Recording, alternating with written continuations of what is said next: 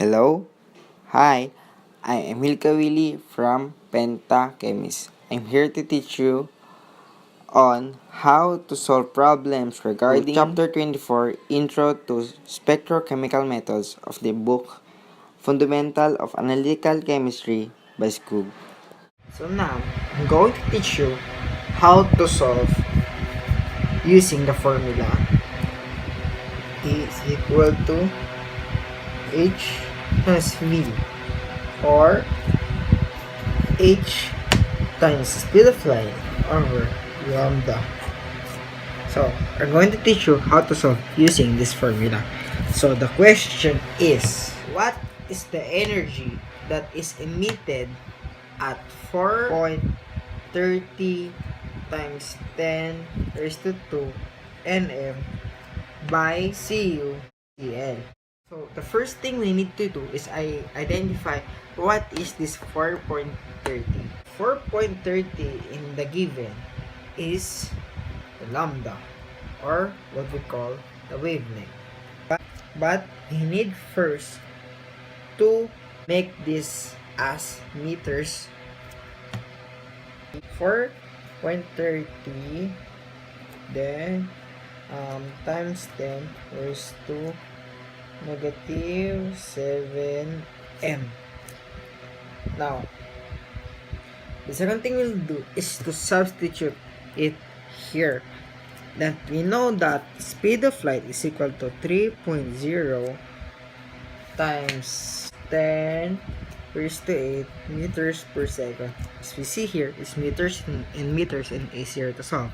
Now, we have H. So, what is H? H is Planck's constant. So, Planck's constant is equal to 6.63 times 10 raised to negative 34 joules per seconds.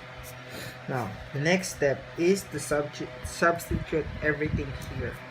The energy is equal to, now it's constant, 6.63 times 10 raised to negative 34 joules per second times speed of light, which is 3.0 times 10 raised to 8 meters per second, divided by the wavelength, 4.30 times 10 raised to negative 7, so meters.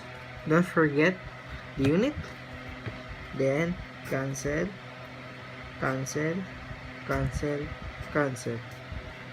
Now, let's input it in the calculator. Times 10 raised to negative 3 times 3.0 times 10 raised to 8 over 4.30 times 10 raised to negative 7.